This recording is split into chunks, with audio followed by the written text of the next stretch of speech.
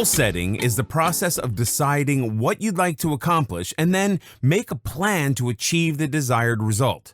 Now, while everyone has goals and aspirations, not everyone knows how to achieve those goals. Goal setting is a structured process. First, you decide on a goal. Then you create a plan to get to that goal, and finally, you put your plan in action. It is this final part of the process that presents the most problems for many people. They easily set a goal and even devise a plan to get there, but hit major roadblocks when executing their plan. This video course is your know-all guide to setting goals and creating successful strategies to achieve those goals. Topics covered here will take a look at both personal goals for individual success and business goals to improve your business rather than any aspect of personal life. While both types of goals have different purposes, the essential goal-setting process presents no major differences. In fact, the same goal-setting formula and strategies work for personal as well as business goals. So without further ado, here's what you need to know about the strategy to execution process. In this video, we'll talk about vision versus execution.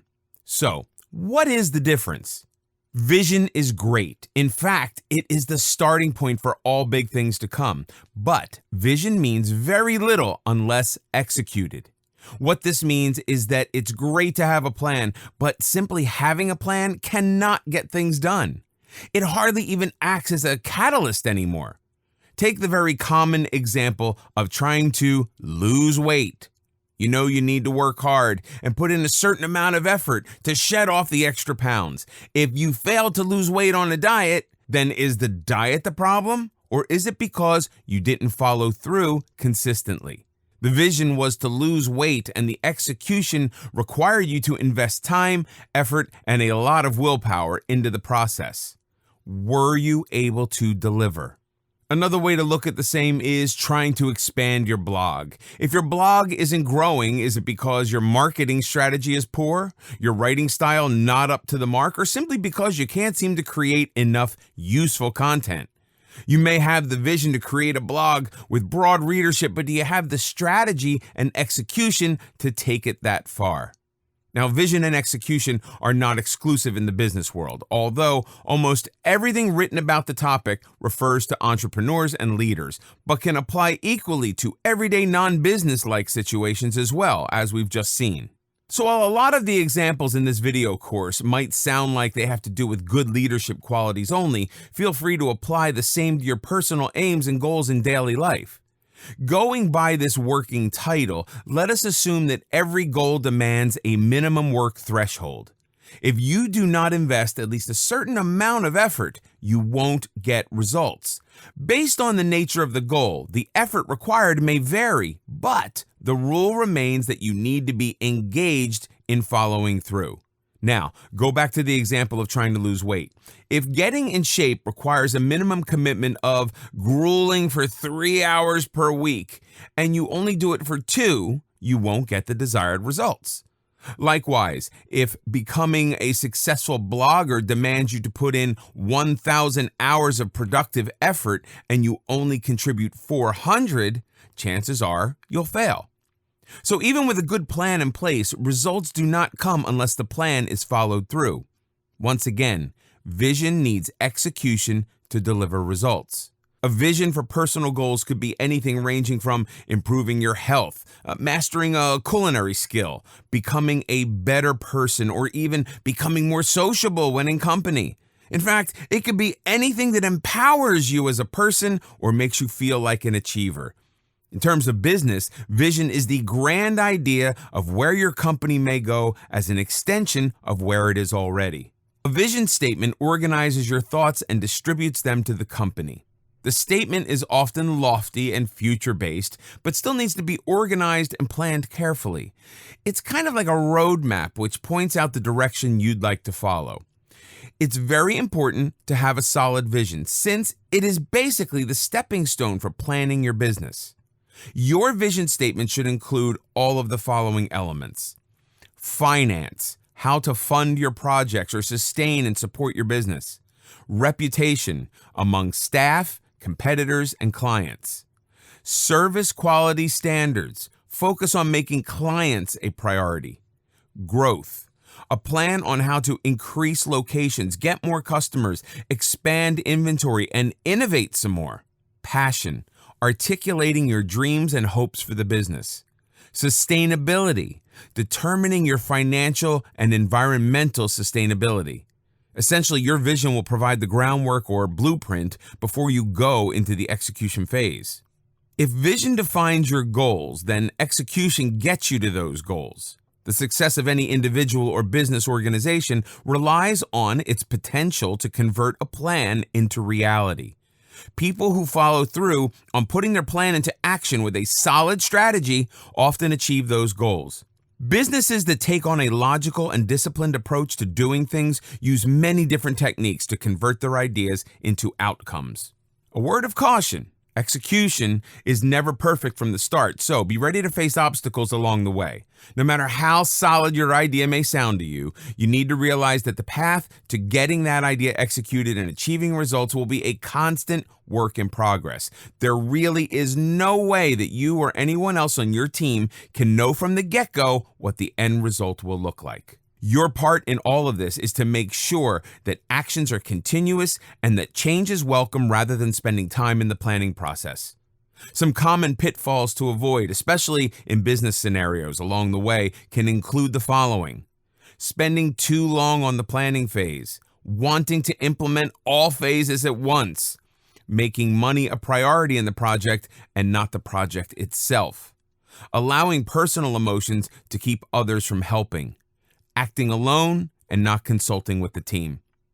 Any successful entrepreneur will tell you that ideas are worthless without execution. Anyone who has ever attained their goals will also tell you the same. That's why the two need to be brought together so that the results get produced. However, there's an entire process from vision to execution, which we will look at very briefly here and in greater detail elsewhere. Step by step is the way to go. In essence, vision is the only big idea behind every good or great plan. What it needs for it to have an effect is a strategy by which it can be implemented. Now, strategy is what you will follow to achieve that big idea. By comparison, vision is a where and what, while strategy is a how. Both vision and strategy are indispensable, and missing either leaves you without direction and the capability to manage effectively. Once you have a vision and strategy in place, the next step is communicating your idea and implementation plan to others. It's only when the plan is communicated to others that it can be effectively followed and executed.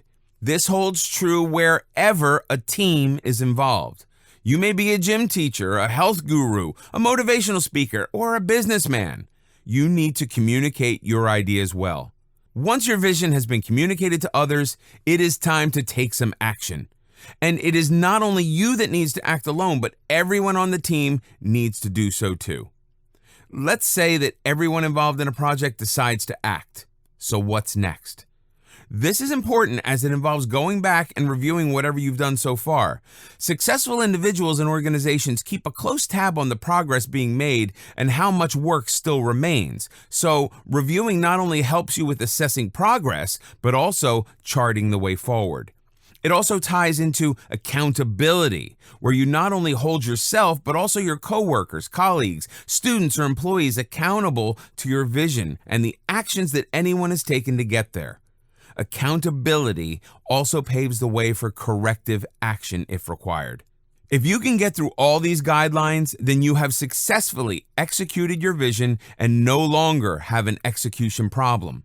However, the process is not as basic or simple as described here. After all, this entire video course is dedicated to the power of execution, so there's a lot more to come. In this video, we'll talk about execution without intention. Executing an idea can be very difficult, which is why ultimately not every good idea becomes an instant hit. Sometimes people decide not to do anything about their ideas and ideas get forgotten. Other times it can be external factors like lack of knowledge or mismanagement that kills off an idea before anything can happen.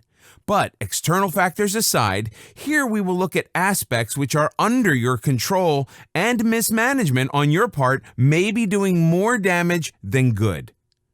The problem of under-communicating. We already touched upon the importance of effective communication earlier, so let's elaborate that thought a little here. The problem remains that most leaders tend to under-communicate by a huge factor. Many fall victim to saying a few things a few times, and then they think that everyone must get it, so they stop saying it anymore. However, the issue is that those who follow by example don't get it after a few times. There's so much communication going on all the time that your particular message can easily get lost in all that garble. Many leaders tend to under-communicate their vision and strategy, which means that their vision never makes it to the execution stage. An important consideration here: don't be a stickler for simply saying it verbally. Turn to other means of communication by saying it in person, on the phone, in an email, via video conferencing, and also in meetings. Lack of team involvement. So, even if you're saying it enough times, are you sure that everyone can hear your message?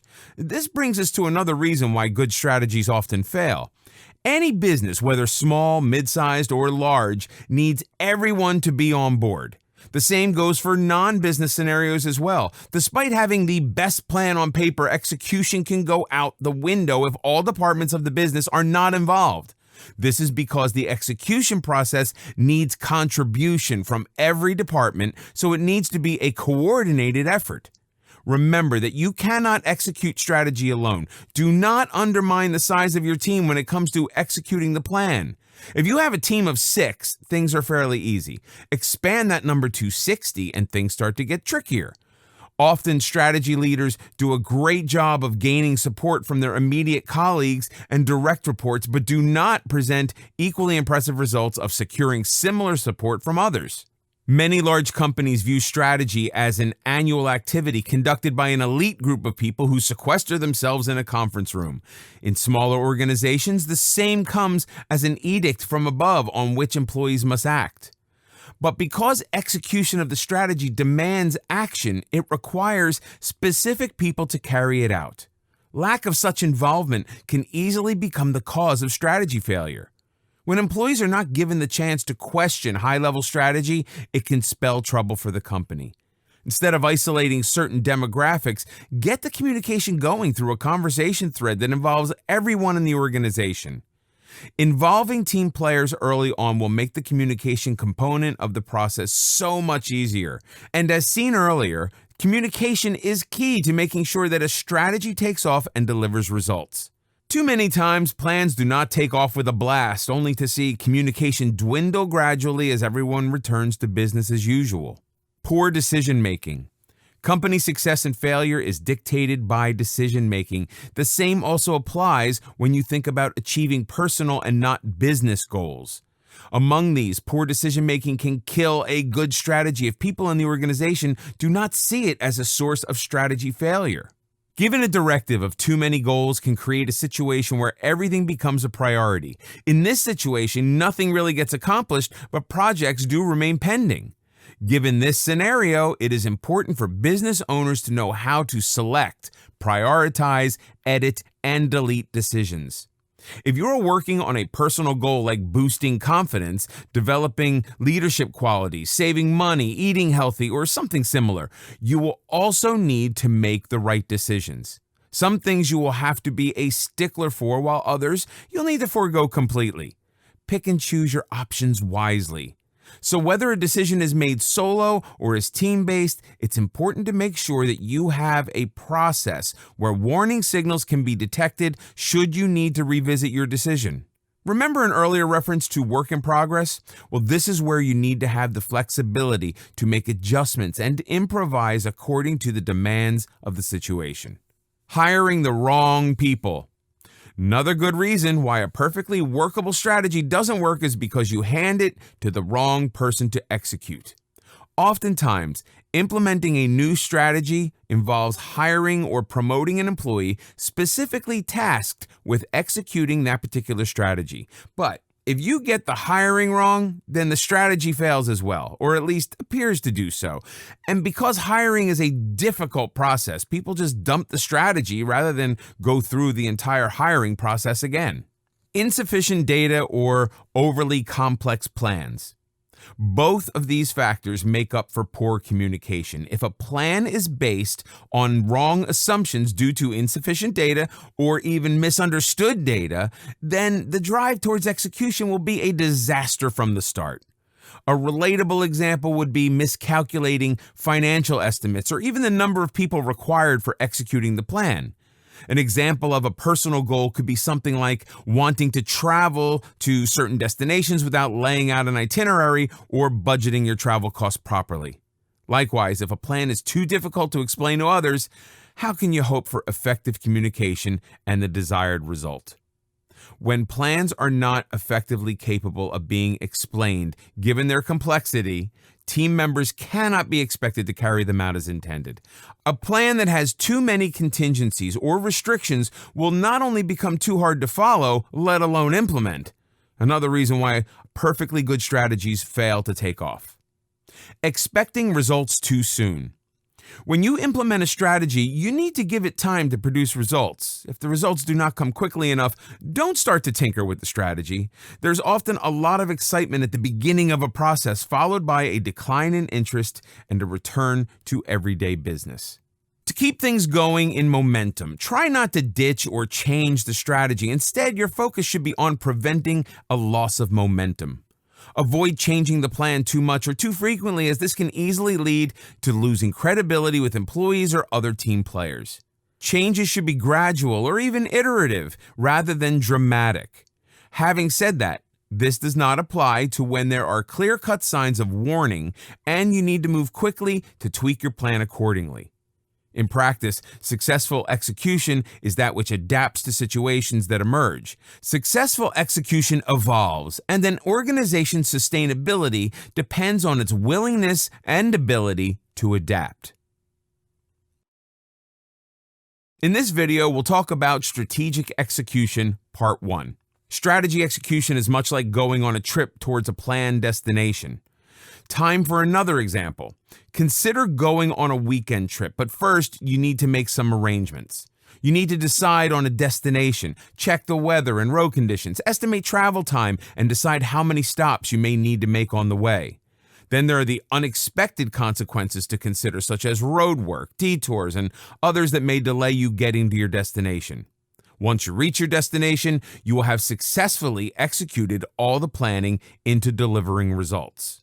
Earlier on, we touched on the different steps of strategy to execution with a promise of more details to follow. Now we'll look at the topic in a little more detail, explaining the step-by-step process.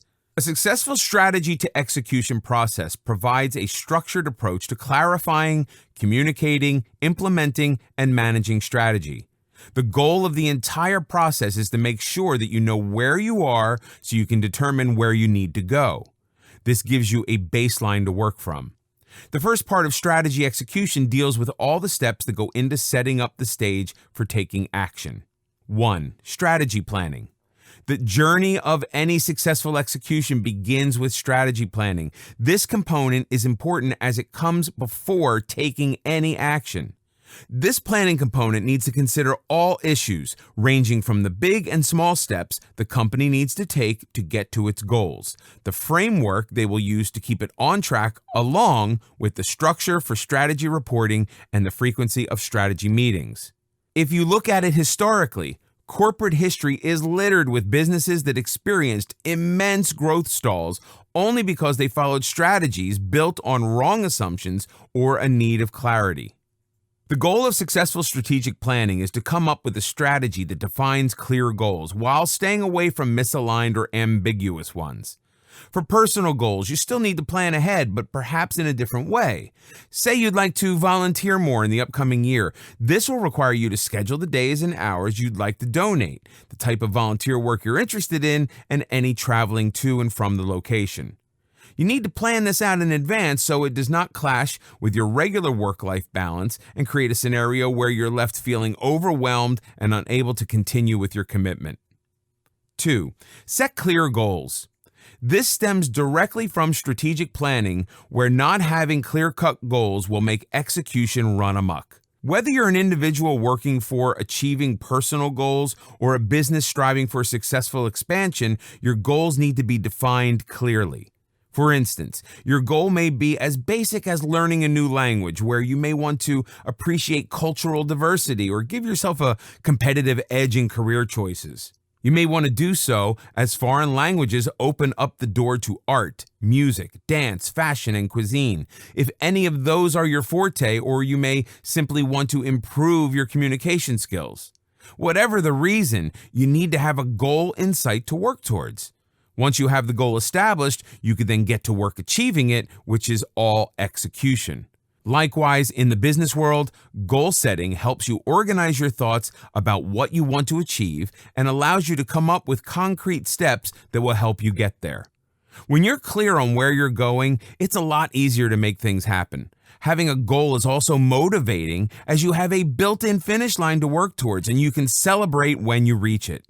When talking about goals, whether personal or otherwise, these goals should be supportive of the overall strategy. For team members, they should be tangible so that everyone involved gets a sense of progression as they move along with the plan. Outlined goals should also be specific, measurable, attainable, and realistic while being timely. Working with clear-cut goals can also be beneficial in the sense that it can help weed out issues such as whether or not your plan is realistic with regards to any resource constraints. It also helps an organization establish whether they have the right individuals and skill set to execute the plan, and also gives an idea of how well employees may have understood the company's overarching objectives. As such, goals become the basis of your ongoing tracking, reporting, and performance management, every one of which is crucial in the implementation of successful execution. Any goal that creates conflict or challenges resources will limit the execution success. Communication. The manner in which businesses communicate and involve employees in latest strategies is crucial for promoting implementation. Statistics reveal that an approximate 65% of employees do not get their roles when different initiatives are introduced. The absence of an effective communication strategy can not only lower motivation, but also spark a resistance to change. Together, these factors can lead to inefficiencies in the system and raise the cost of execution. Without communication, team players can lose touch with the company's objectives and goals. Over time, both employee and entrepreneur may drift off course. To make sure that all departments stay in tune with the entrepreneur's vision and strategy, the team should gather frequently for different updates. Ideally, communication should start as early as the strategic planning itself. In fact, it should be a parallel to the process of planning. The communication component needs to be two-way in the sense that you should be getting feedback about your strategy not only in the beginning, but also as it unfolds. There are quite a few different ways that you can facilitate this communication. For instance, regular meetings are one way to go. Operational groups could gather for a daily huddle at the start of the day to make sure everyone is on the same page and updated. Executive meetings between key management personnel may be conducted regularly to assess the progress of the strategy implementation. Interestingly enough, meetings can quickly disclose whether an organization has a strong culture of execution or not. For instance, if a meeting consists of a long presentation while other attendees sit quietly, unwilling to raise questions, knowing that their own presentation will follow soon, then there's a cause for concern. This scenario depicts an organization without a culture of execution and a place where even the best strategy may fail. On the other hand, if a presentation is short and to the point with active participation by everyone present, with questions being answered and a common understanding that everyone is working on the same goals and timeline, then this team is on the path to successful execution.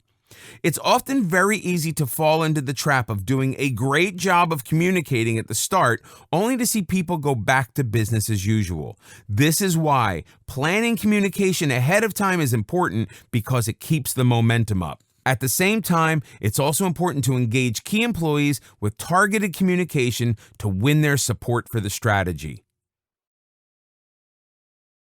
In this video, we'll talk about strategic execution, part 2. Now, communication, as mentioned before, kind of falls in both the planning as well as the action phase of the process. So let's stick to calling it a parallel between the two. Once your strategy has been implemented and put into action, it's now time to track its progress and keep close tabs on how well it's performing. Tracking progress. Integral to making sure that execution stays on track, it's important to keep a close eye on results. This means that having a goal isn't enough by itself. You also need to have some system of tracking your movement towards that target. In the absence of a frequent reminder of how you're doing, there's no way for you to know if the actions you take are working or not. On the business front, since there's a whole team of people involved, entrepreneurs need to develop key indicators of performance that are measurable and monitored on a continuous basis. This will allow the executives to evaluate what's working and pursue these processes to enhance and promote performance. With declining results, businesses should decide what processes don't work and to make changes to prevent any further deterioration. This point should also take task delegation into account. This means assigning the right job to the right person. Remember how hiring the wrong person for the job could bring down a perfectly good strategy? Well, this is what you want to avoid. Being mindful of a project, meeting individual and team deadlines is crucial to continuously move a project forward. This can include sharing regular updates, which ensures that everyone on the team has a comprehensive understanding of the progress and how everyone's input fits into the whole. Even in non-business scenarios, tracking is essential for achieving goals. For instance, tracking progress helps everyone stay focused. A lot of people, not unlike businesses, fail to accomplish their goals not only because they don't possess the skills, but because they lose track of what they want to achieve. Businesses, on the other hand, may have the correct strategy that can bungle up due to the various reasons already mentioned earlier. Another consideration for tracking progress is that if you don't track, you may end up focusing more on failures. It's natural for people to focus more on the negative side of things, so even after accomplishing something, a mishap may make you forget the earlier accomplishment. How many people have you known who have tried losing weight but then gained it all back again and some more because they got derailed from their initial diet plan for some reason? Why even think about other people when this may have happened to yourself? Likewise, business scenarios demand that all progress and setbacks be recorded vigilantly to weed out the mistakes from the accomplishments. In a strictly entrepreneurial sense, tracking progress makes breaking bigger tasks into smaller steps much easier. A big presentation due in less than a week, when broken down into smaller tasks such as research, task delegation, data analysis, and choosing the medium for the presentation, makes the strategic goals so much more attainable, realistic, and less overwhelming. Measuring progress in business. Looking at bottom-line results in areas such as spending, sales, or profits does not help understand how or why you reach those figures or how to improve performance. One of the biggest benefits of measuring performance is that you identify areas where you may be struggling. If you have a master budget, conducting a monthly analysis will show you where your results do not meet your projections. Tracking may just be what you need to realize that your projections might have been too optimistic and that the performance did not live up to its expectation. Such measurements can help you pinpoint your weaknesses while letting you put checks where needed or take other measures to support your business. On the other hand, tracking your sales, production, marketing, and labor use helps you identify which aspects of your organization are doing well and which others need more attention. With tracking, employees are also able to see the progress the company makes. As such, they may experience higher job satisfaction. Likewise, if they can see that their unit is struggling, then they might be motivated to work harder.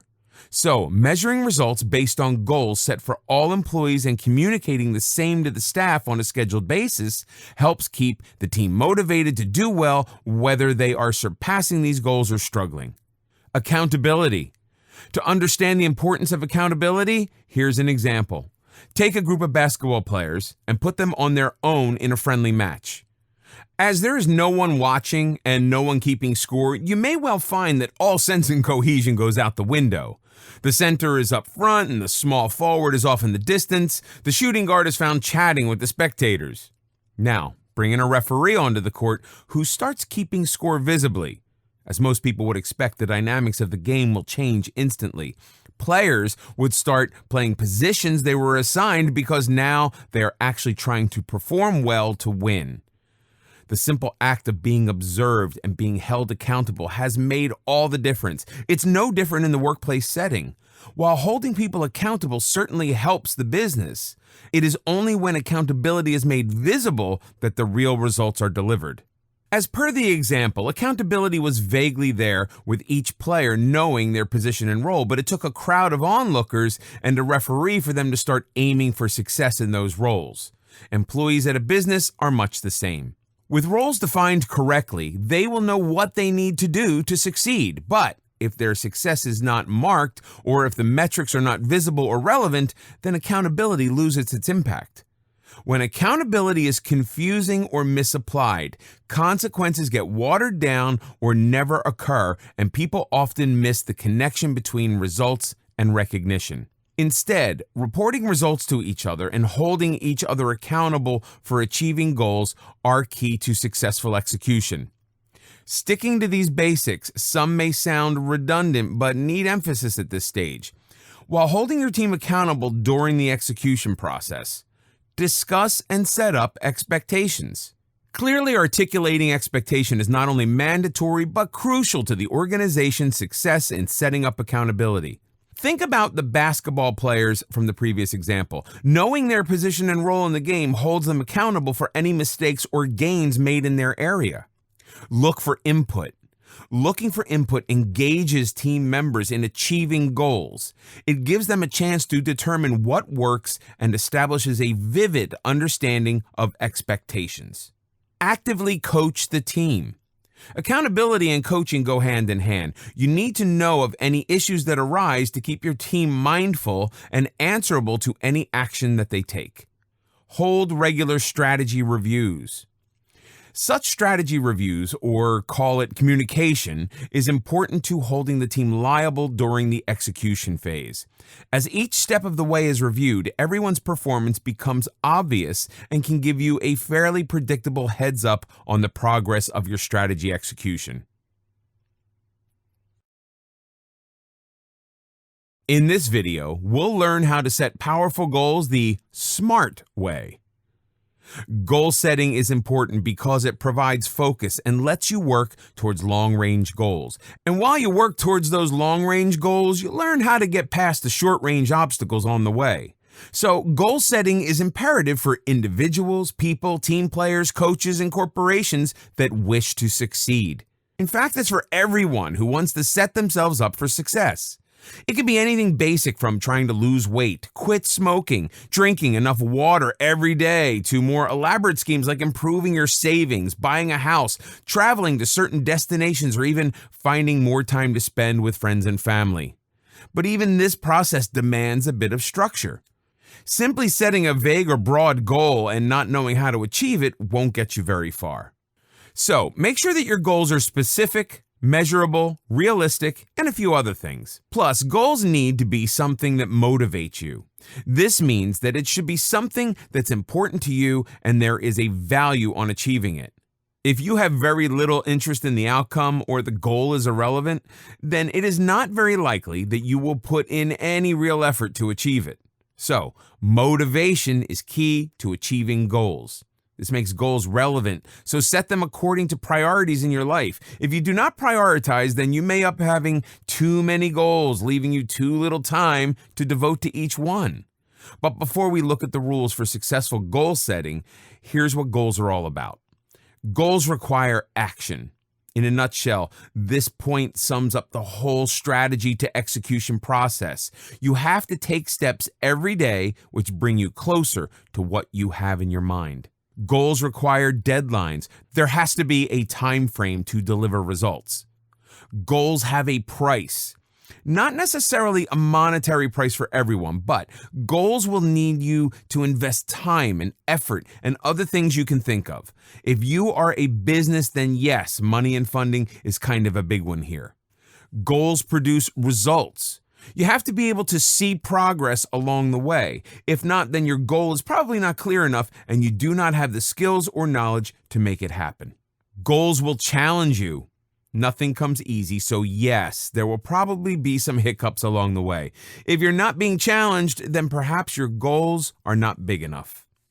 Goals require hard work. You have to be willing to work for what you want, since no one else will do it for you, pure and simple. Once you keep these guidelines in mind when setting your goals should come out as realistic, tangible expectations. And to accomplish your goals, you should know how to set them. Setting SMART goals. Setting SMART, S-M-A-R-T, goals is the way to make sure that your goals are all the things that will help you get to where you want to go. Here's what each letter of the word SMART signifies.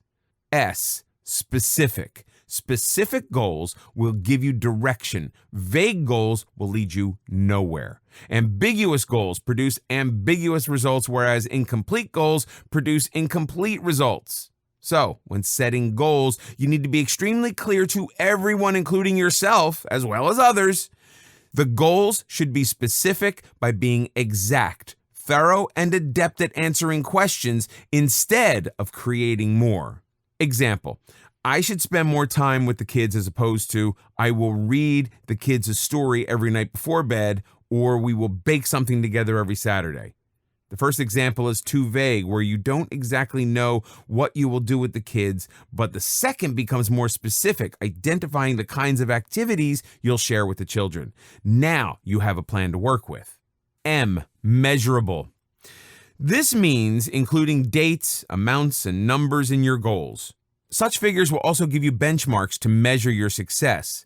Evaluating progress is helpful in keeping you stay focused, meeting deadlines, and feeling the thrill of getting closer to attaining your goals. Example, I want to lose weight. Too vague. But when the goal becomes, I want to lose 40 pounds by August 15th, it's more specific. You've just given yourself a measure of how much weight you'd like to lose along with a specific time. A, attainable. Set an achievable goal that you can accomplish within the restrictions of money, time, skills, abilities, environment, and other relevant factors. It may stretch your potential, but still be possible to achieve. Also, when you set an attainable goal, you can also recognize previously missed opportunities or resources. Example, I want to make clean eating a habit for life. But how do you attain this? I want to eat cleaner by resisting junk food, planning meals ahead of time, and eating only whole foods. By imposing some sensible restrictions on your dietary habits, you have made your goal more attainable. R, relevant. Your goals should be aligned with the direction you are following in life. This means keeping goals true to your purpose and not wasting time with irrelevant goals. Keeping goals relevant helps you align focus instead of frittering your time away. Example, I want to quit smoking is too general. But when you set up the goal as, I want to quit smoking for improved health, it becomes relevant to why you want to do so. You may be doing so to improve heart health, respiratory health, or even to reduce internal inflammation. T, time-based. Every goal needs a delivery date, so there is a time frame to work within.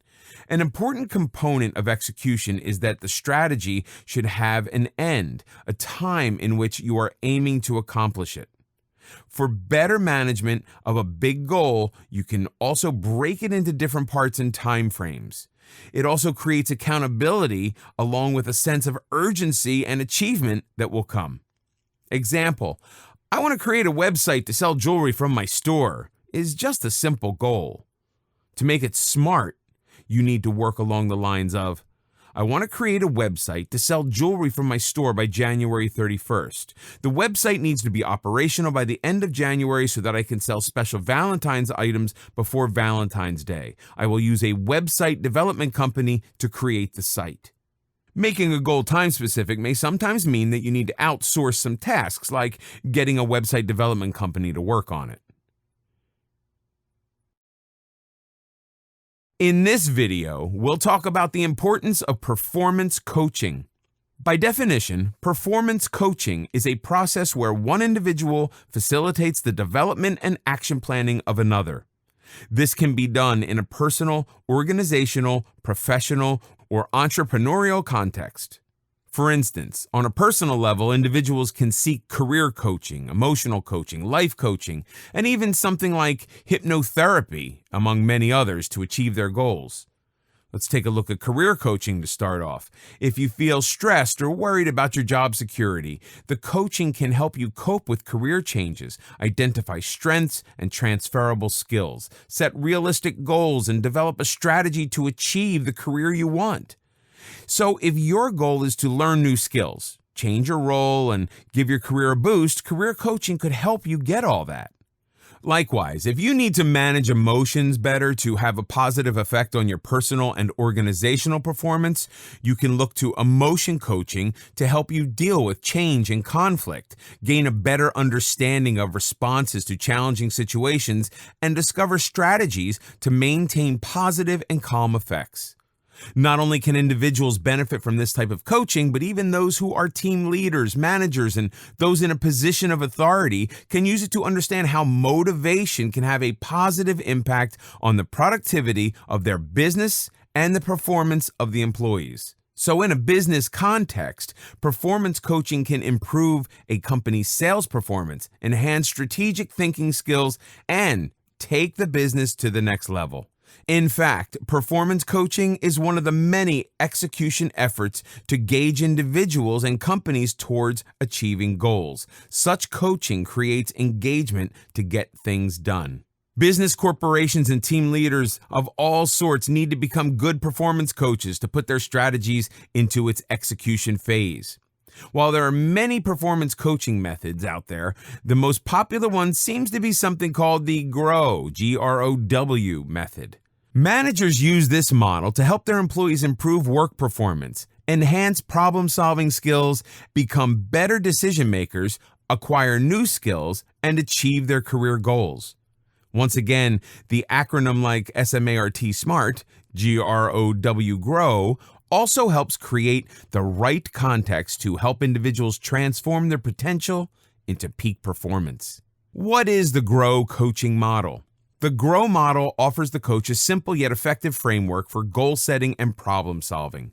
The GROW model works with the collaboration between a coach and a coachee to work towards achieving goals. As a leader, the coach may be a manager, a seasoned entrepreneur, a teacher, or anyone in a similar position who can help a subordinate make better decisions, solve problems that may be holding them back, learn new skills, and otherwise progress ahead in their careers. So how does GROW work towards achieving goals? Referring to an earlier example of taking a trip, first you decide where you want to go, goal. Then establish where you currently are, reality. Then look at all the possible routes to your destination, options.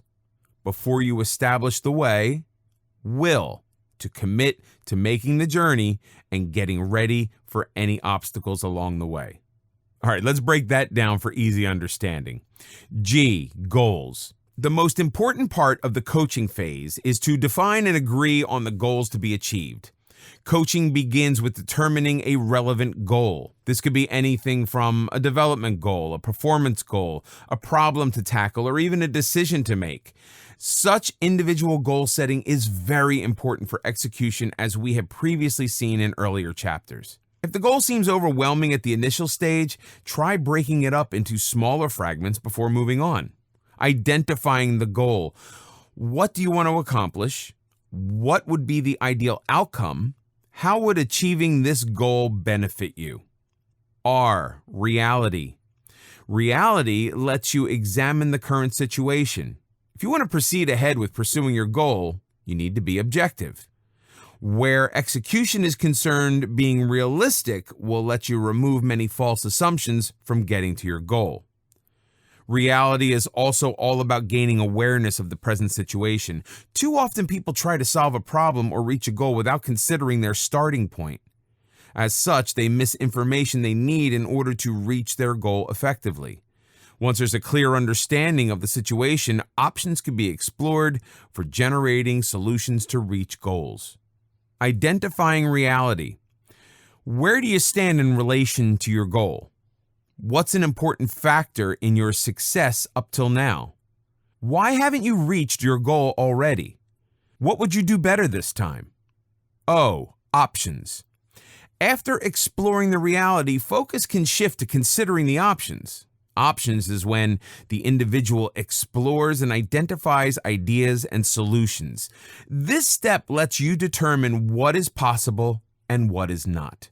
The coach does not make any decisions for you, but only guides you in the right direction. Exploring options. What options do you have? What do you think you need to do next? What would you do differently from before? How could you do it differently? W. Will. This is the final component of the GROW model, where the will or the way forward for execution is established. In other words, the action plan for the next steps is determined. The purpose of this final phase is to transition to a decision as to how you can achieve your goals. It's sort of like a commitment to specific actions to move forward towards the goal. Exploring will. What resources could help you? Do you think there's anything missing? When will you start? Applying the GROW model to businesses. In a traditional scenario, the GROW model coach only acts in the capacity of a facilitator, assisting the client to choose the best alternatives without offering any advice or a direction. When the same is applied to a business leader, a few things may change. For instance, the team leader or executive may already have an expert opinion to offer, and it's part of their job to guide team members to make decisions that are best for the organization. Yet, at the same time, it may be more proactive for people to draw conclusions for themselves rather than have these imposed upon them. Example, you've been at your job for the past year and would like to be promoted to team leader within the next 2 years. Now, this is a SMART goal, which is specific. You want to be the team leader moving ahead with your career. Measurable, from entry level to team manager. Attainable, because you already have some experience in the field. Relevant to your career. Time-bound, you're giving yourself a time frame to work within. Based on this SMART goal, you and your coach can brainstorm the additional skills you need to be successful in achieving your goal. You may need more experience of managing other people, dealing with overseas customers while also performing well in your current position. You work with your coach to review available options such as lead a small team so you can get the experience you need. Perhaps you could spend some time in the overseas team. When establishing will or the way to move forward, your coach or manager could actually let you lead a small team on a minor project and mark your progress. You now have set the wheels in motion towards achieving your goal, otherwise also referred to as strategy to execution. In this video, we'll talk about why people fail to reach their goals. When people set up goals and fail to achieve them, there remains a known gap between what the strategy says should be done and what actually gets done. This is known as the execution gap and represents a scenario that's often caused by some very typical shortcomings. On the personal front, these shortcomings stop you from achieving your individual goals, while in the business world, the same can happen as a result of leadership flaws. Collectively, both scenarios present a want of clarity as well as action and fail when there are no metrics to measure success. But in order for execution to be successful, certain fundamental elements, as mentioned previously, need to be in place. While some of you pursue diligently, others you need to avoid doing as they only widen the execution gap instead of bridging it. But when this doesn't happen, then you need to stop doing the following to bridge the execution gap. Stop making excuses. Excuses are easier to come up with than reasons for not doing something. They can vary from not having enough time to the economy being bad or the competition's too high. In any case, excuses paralyze you and stop you from executing anything at all. Most excuses come up when you feel fearful, anxious, uncertain, or just plain lazy. At these times, it's easier and safer not doing anything at all than tackling the goal you've set up for yourself. It makes you abandon your goal before you even start pursuing it. Excuses also make you stop working for your goal. You may well keep saying that you want to achieve a goal, but if you're not doing anything about it, then how can you hope to achieve anything? The basic understanding of the strategy to execution process is that action precedes results. If you want results, you must take action first. Give your goal some meaning. To bridge the execution gap, it's very important that your goal means something to you. Now, this may start to sound redundant, as the same has been mentioned elsewhere in the book as well. But because it's so important in the process of achieving a goal, it needs to be emphasized once again.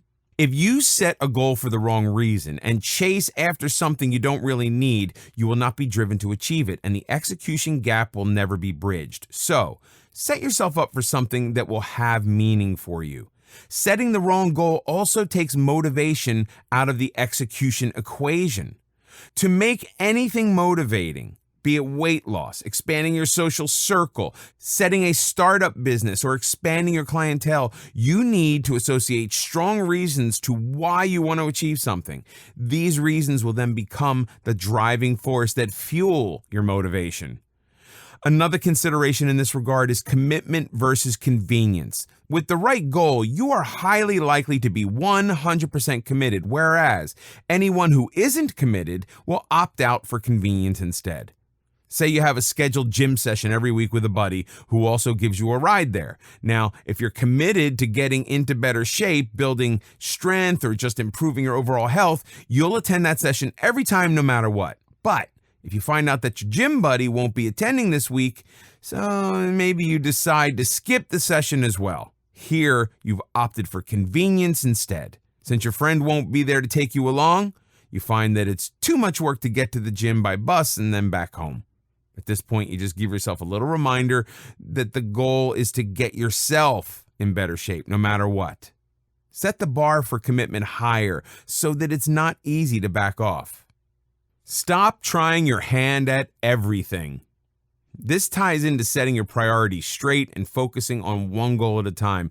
When you divide your attention, energy, and focus into too many parts, you fail to hone your expertise and skills where they could flourish the most.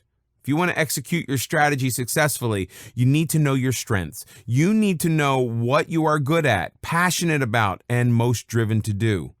Investing in the wrong goal will only stop you midway, with never being able to bridge the execution gap. Think of examples of highly successful individuals who excel at what they do. Take your pick from your favorite athlete, celebrity, scientist, inventor, or just about any other category, and you will see that these people succeeded because they focused on their strengths and mastered their crafts. Lacking a plan and commitment. When you fail to plan, you also plan to fail. A good plan is integral to achieving goals and bridging the execution gap, as it gives you direction and helps you stay on track. Not having a plan will have you running amok. And without a plan, there can be no commitment. How many times have you started a diet on Monday and then given it up the very next day because your coworker brought in a box of donuts to work? You didn't want to offend her, so you thought that you'd just start over the next day. Commitment is key to execution, and without any, you will keep getting derailed from pursuing your goals. Not having a deadline. As you've seen previously, working within a time frame establishes a sense of urgency and focus. This alone should be enough to get anyone going towards their goal. But if you do not give yourself a deadline and keep things open-ended, then you are setting yourself up for failure. Open-ended scenarios are an easy road to procrastination and pushing things to the back burner. Giving up halfway. Of course, if you give up when the going gets tough, you won't be reaching that goal. We all live in a world that seeks out instant gratification, and when perseverance doesn't deliver, quitting is viewed as an acceptable option. Too often, people are seen jumping from one job to another, or if they try a business and do not see results, they change their field and venture into a new one. In one way, this indicates the inability to handle failure. In another, it shows the lack of proper goal setting. Often people may fail to reach their goals because they do not know how to handle failure. They choose to either give up or change their goals when they face problems that do not get quick results. Another consideration that factors into giving up is distraction. After setting up a goal, you may get distracted as other things come along, making you neglect or even forget about your initial goal. In this video, we'll talk about overcoming the fear of failure. Failure is simply the opportunity to begin again, this time more intelligently. Henry Ford said that.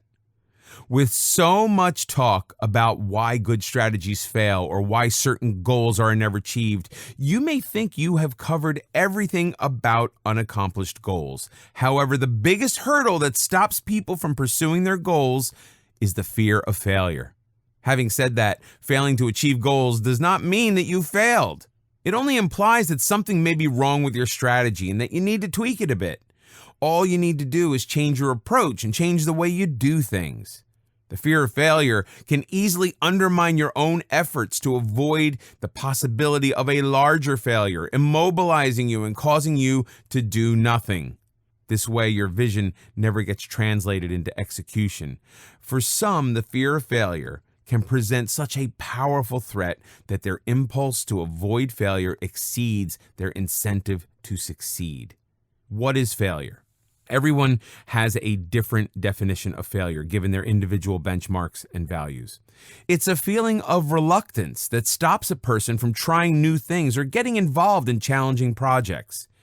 In terms of setting goals and following through, fear of failure can sabotage all efforts. It can lead to procrastination, excessive anxiety, or even perfectionism, where you are only willing to try those things that you know will finish perfectly and successfully. It's almost impossible to go through life without experiencing some kind of failure, but it's up to you how you choose to see your failure. Those who give up never follow their goals, but others who view it as a learning experience pick up the pieces and proceed with getting on to their goals. Before you set any aspirations or goals for yourself, know that things may not always go as planned.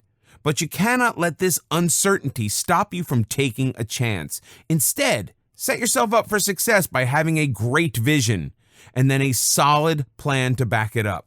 Some ways that you can reduce the fear of failing can include the following. Many people experience a fear of failure because they fear the unknown.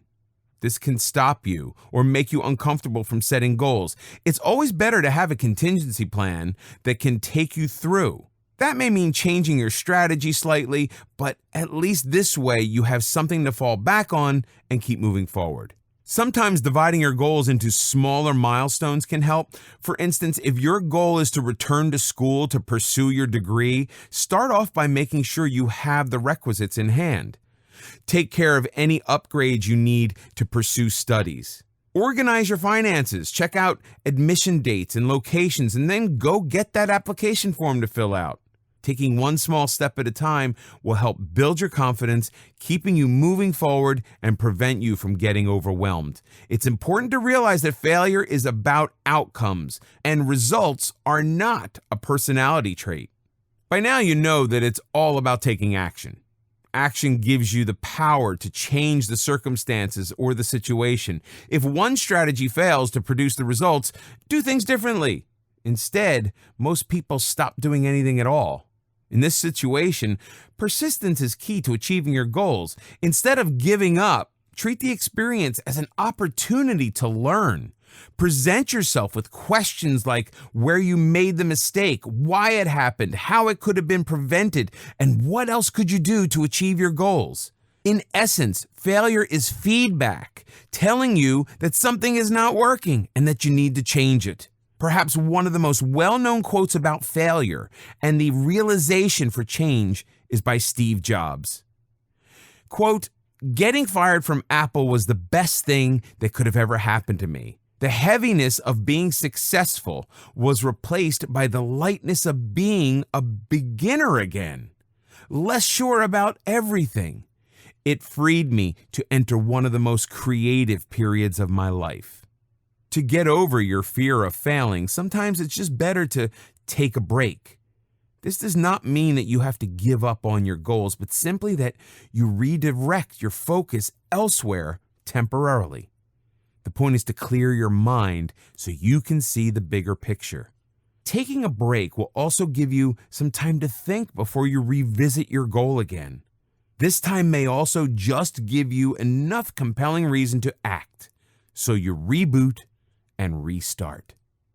Take the simple example of any software in your device. All software needs updating from time to time. Once updated, you'll probably need to restart the device. Likewise, you also need to reboot and restart after having faced some kind of setback. If you feel that your goal was unrealistic in some way, don't change the goal entirely. Instead, look for a different strategy to get you to that goal. Maybe you need to extend the time frame for achieving the goal, or perhaps you need to work on a specific aspect of improving your skill set to achieve that goal. Let's refer back to an earlier example of trying to establish your blog. You may be writing great content, but may also be missing out on the marketing component. To get good readership, you need to learn how to market your blog. Reapproaching your goal, you may now want to spread the word so that other people know about your blog's existence. On an optimistic note, failure is the mother of all success. It often serves as a catapult to boost people to become successful and achieve their goals.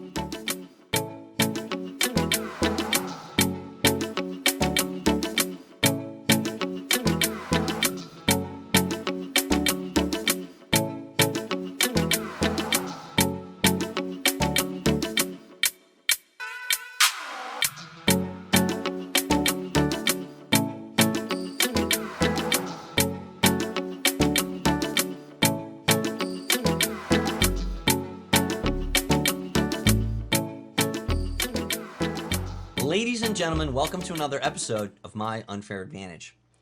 This is going to be a presentation about taking action. And what I did is similar to an open session. I asked the attendees of tonight's webinar what were some pressing questions that they had with regard to taking action. We had an open discussion about what causes people to not take action, what causes people to stop the action that they've been taking, what causes people to take inappropriate action.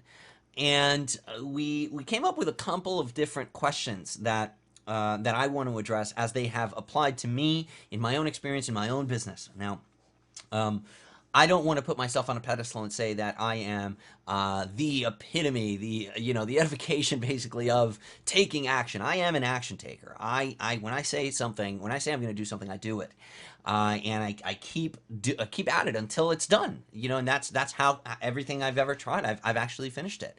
And I've got projects right now that I'm still working on that aren't done. And if you were to look at them and you'd say, wow, well, Omar, you're not an action taker. You don't get the stuff. Well, I do. I'm going to continue taking action until it's done, or I will die in the process, and there are some important points for you to keep in front of you. Not to keep in the back of your mind, not to think about once, read them, and then just put them away, but rather to keep in the forefront of everything you do with regard to business. And I guess a lot of this stuff sometimes comes off as like cheesy motivational talk, right? Because it doesn't just apply to business. It applies to almost anything, right? Like life in general. And I don't want to come off cheesy, but I want to tell you some things that have made a big difference. And maybe it's not specific answers, but rather ways of thinking that have helped me in my own business. And again, we haven't arrived at any particular place yet in our business. Melinda and I are very proud of the business that we've been able to accomplish. And a lot of people would say that we've succeeded at doing something that a lot of people have failed at.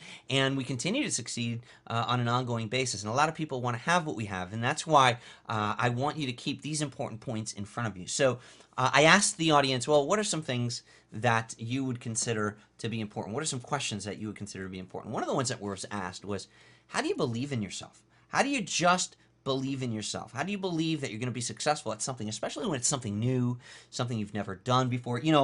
I'm gonna be as forthcoming as I can be with some of these answers. Some of the things that I say here, they might not sit very well with you because some of them might cause you to face some realities that you've been avoiding.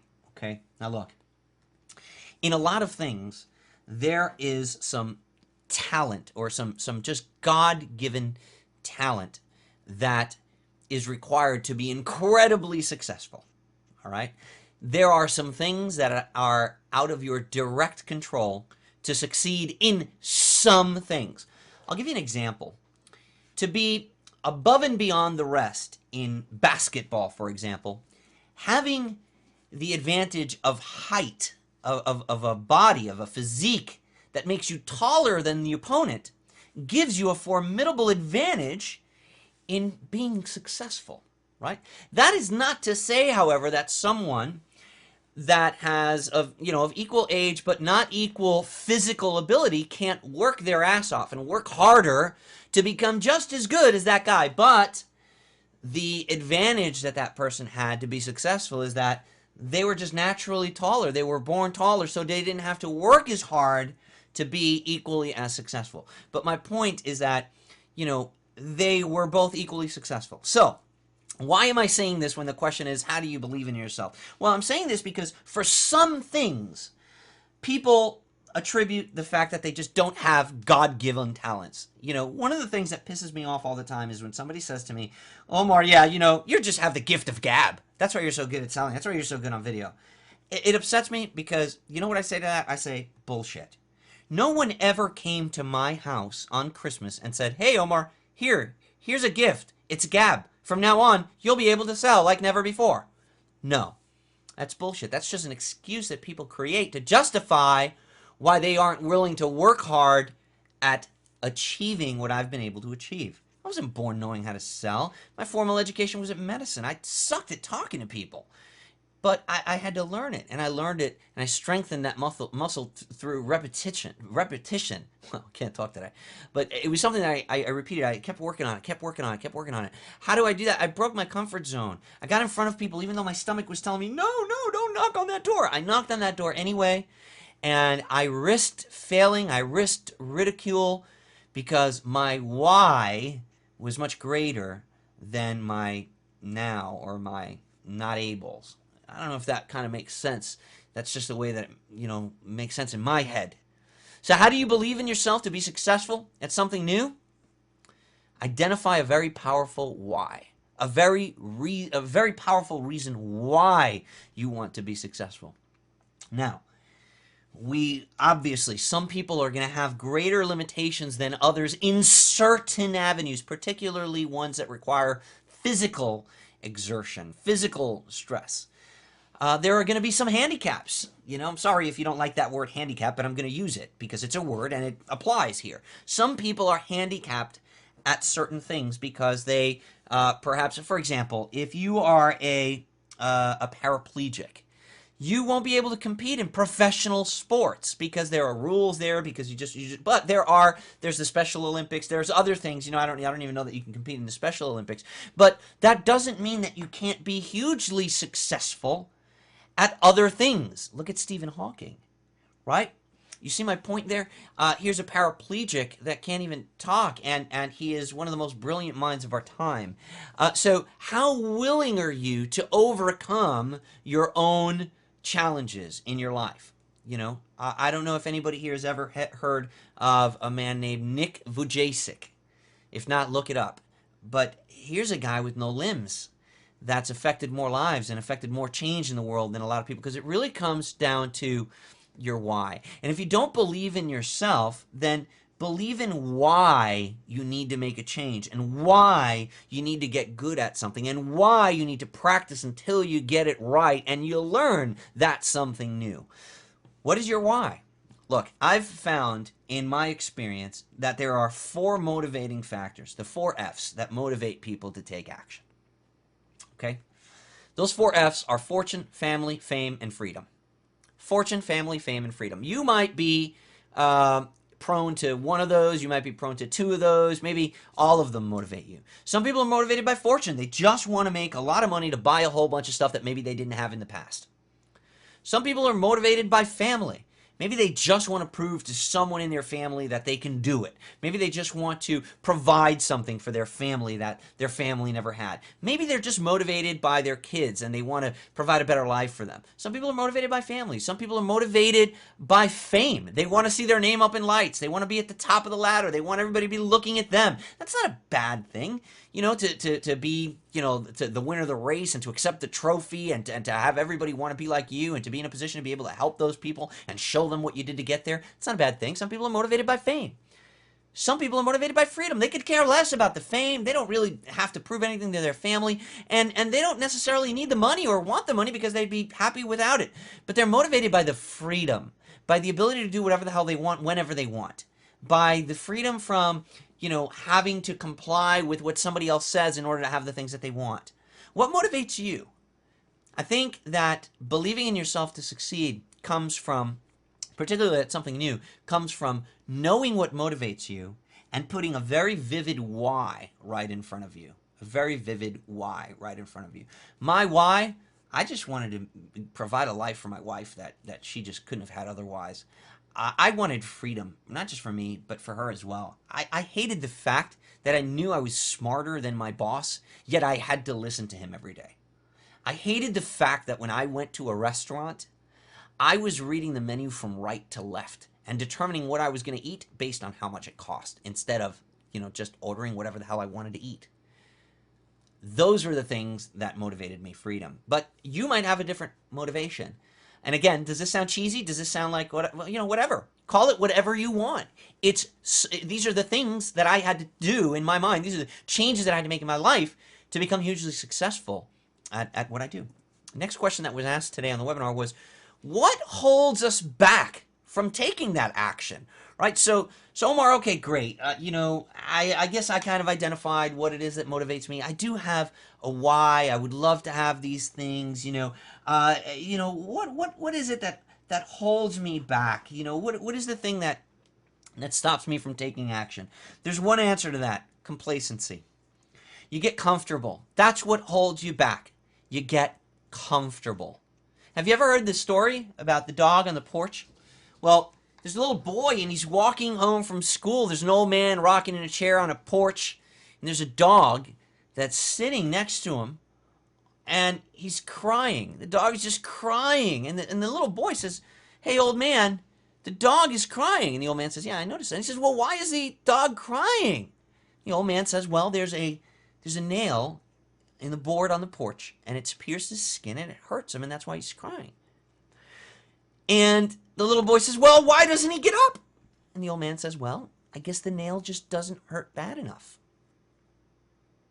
See, it hurts bad enough to cry, but it doesn't hurt bad enough to get up. My friend Brad Goss said something awesome recently.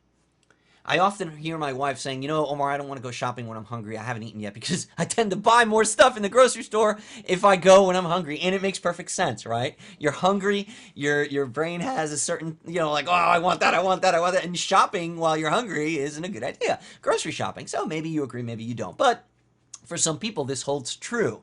And it was funny to hear Brad Goss make the same comparison when it comes to money. Most of us are full. We've got what we need. We've got what we need. We've got just enough to pay our rent. We've got just enough to make the insurance payment. We've got just enough to pay the minimum on our credit card bill. We're not going to be able to pay this one, but we can pay that one next month. And we got just enough to get by. Never quite enough to live comfortably. Never quite enough to live the life of abundance. But we've got just enough to get by. Our nail doesn't hurt bad enough. We're not hungry enough to take all the other actions that we need. We get complacent in where we are. You got to put your back against a wall. What holds you back from taking action? Well, you get complacent. Another thing that holds a lot of people back from taking action, sadly, is fear. Fear of, failure. Fear sometimes of success. Just fear of the unknown. Fear is fear. But here's something important that, a great line, I'm going to steal it right now from Will Smith. Fear isn't real. Fear is something you create. Make no mistake between, don't confuse fear with danger, right? You guys know what movie I'm talking about. Danger is very real. There's always risk. Danger is very real. Fear is not real. Fear is something that you create in your mind in order to justify not taking the risk. So what holds you back? Complacency. I'm comfortable. Why risk that? Why take that risk? What if I fail? You know what? I can just get by the way that I am now. You're never going to break that. You're never going to break that fear and take that action unless you have that strong why, which brings us back to the opening slide. Next question that was asked tonight, a very good one. How do you recognize opportunities that'll make a difference in your business? Okay, so let's say you are an action taker. Let's say you have that why. Let's say, okay, you know what? I'm taking action, man. Omar, I'm with you. I understand that. I'm not one of those people, but I understand where you're coming from. I've made the decision, and there's a big difference between wanting to succeed and making the decision to succeed. Maybe you're watching this right now and you're saying to yourself, you know what, Omar, all right, it's all good. I've made the decision, but now what? Now what, man? How do I know? How do I know what to do? How do I know this opportunity jumped in front of me? How do I know that this is something I need? How do I know it's going to make a difference? How do I know that I should jump on this right now? Well, this is great. And you never know 100%. Look, I don't have all the answers. I'm human just like you, man. And I made a lot of mistakes and wrong choices when I was building my business. I let myself get pulled in different directions. I allowed myself to be distracted. Mostly it was because I failed to have a really solid plan of action. It's not that I didn't want to take action or that I was failing to take the action. It's that I was taking, just action all over the place. I was taking so much action that there's no, like, you would look at it and you're like, oh my God, what the hell's wrong with this guy? He's just running around all over the place, not really getting anything done. That was me. I was like doing so much and accomplishing nothing.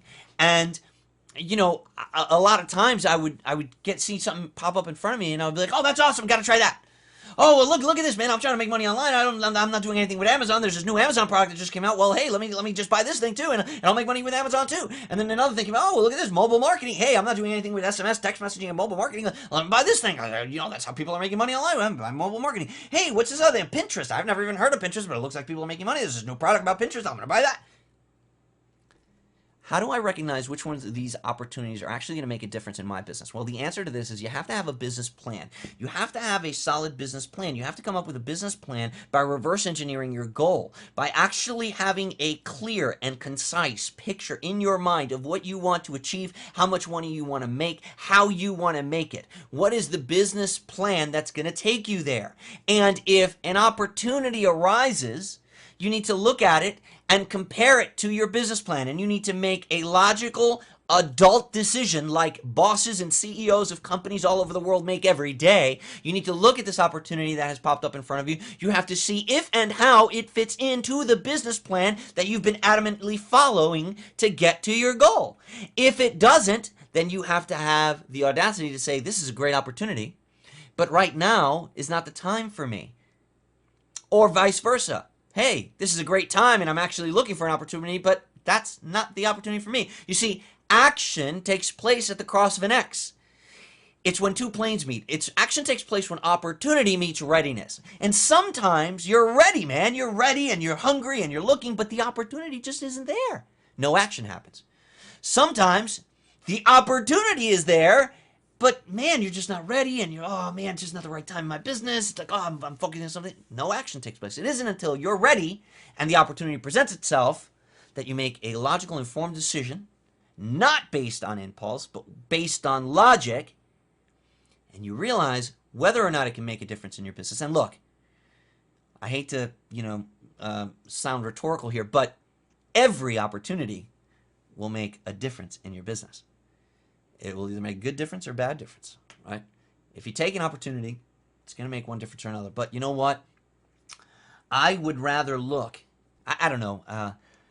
I just don't think that anybody sits on their deathbed and looks back and says, well, you know what? I'm sure glad I didn't take that opportunity. I don't know. It's just me. What's the best way to link a goal to action? Okay, and this is good. Here's why I like this question. How do okay, Omar, so I understand I need to have a goal. I've got a good goal, man. I've got a picture of it. Literally, I look at it every day. I got certain things that I want to do. What do I do? What do I physically do to link the goal to the action, to the action things, the things that I got to do today? Coffee? I mean, what do? Do you meditate? Do I associate it somehow in my mind? Do I just do it? How do I know the next step? What exactly is it that links the goal that I've created for myself and the things that I've written down to the actions that I need to take? And that's great.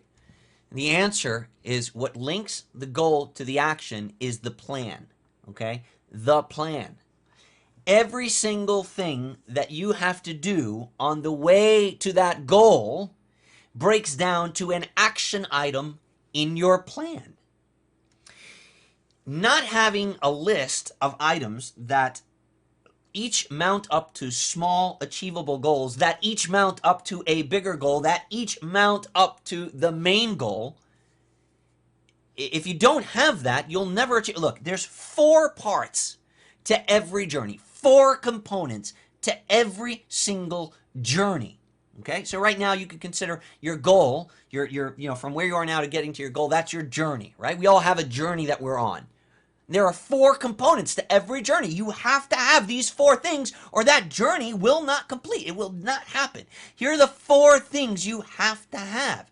You want to talk about linking a goal to action? Here are the 4 things you have to have. Number 1, you have to have a clear, identified start point. Your start point is where you are now, where you are financially, where you are in your life, where you are in your head, what's going on with you right now. That's your start point. Obviously, that's why you're watching this.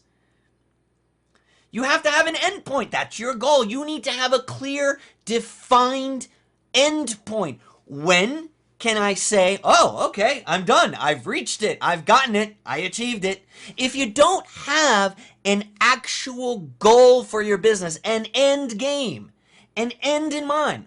If you're building a business just because, like, I'm building a business, then that's the ideology of the cancer cell. It's growth for the purpose of growth. It serves no one. It ends up killing the host. You're growing just for the purpose of growth. Nothing good comes from that. You'll kill the host. It's unsustainable. You have to be growing to achieve a specific size with a purpose.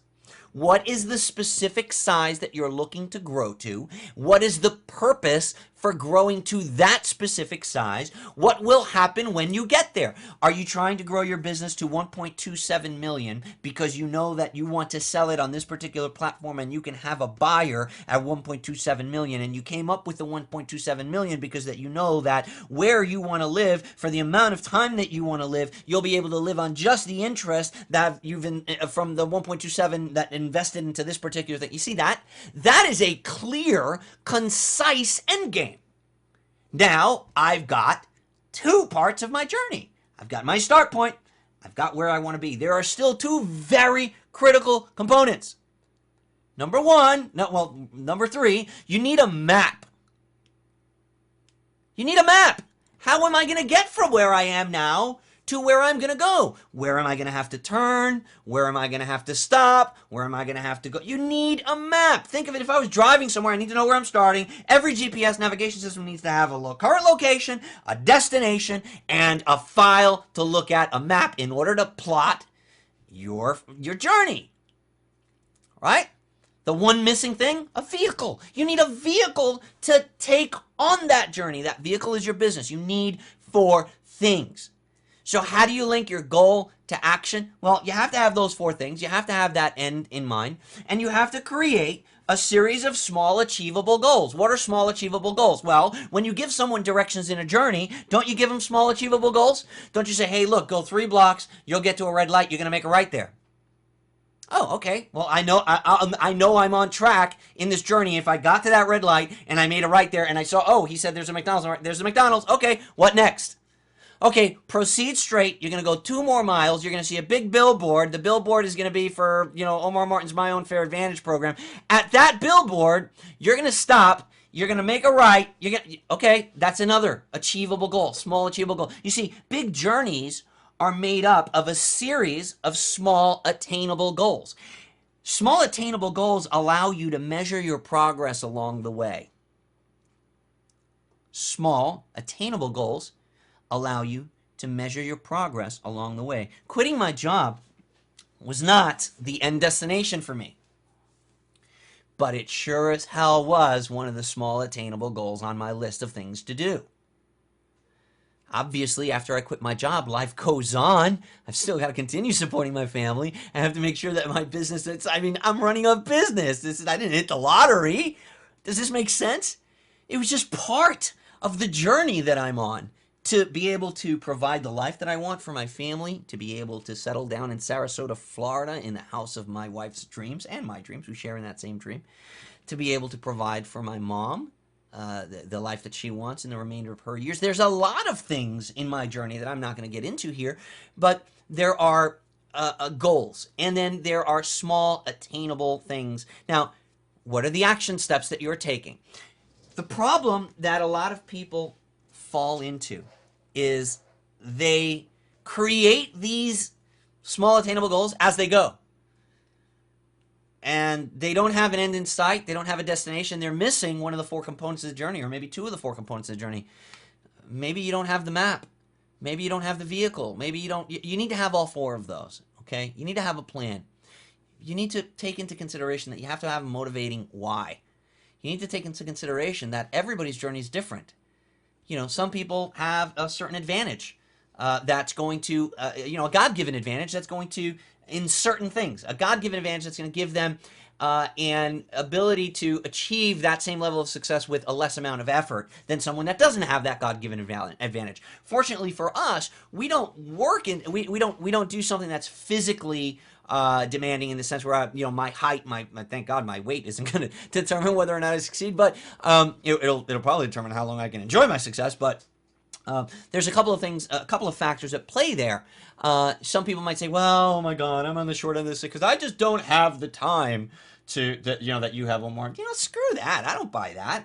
I was working 12 hours a day at my regular job as a sales manager for a very, very big company when I built my business. So don't tell me about time. I didn't sleep. I gave up sleep. I sacrificed very precious moments with my family and my loved ones in order to build the business that I have today so that I can spend all the freaking time that I want with my family and give them whatever I want. That was a sacrifice I was willing to make. How did I believe in myself? Well, sometimes I didn't. Sometimes I was discouraged. Sometimes I hit a brick wall, but I kept getting up. I kept pushing forward. I kept on trying. I kept on, and I kept on. I kept on keeping on, right? Sound cheesy? I know, sounding cheesy. I'm starting to sound like Tony Robbins. But listen, if the shoe fits, wear it. If the shoe fits, wear it. You got to take action, and you got to have those components to your journey.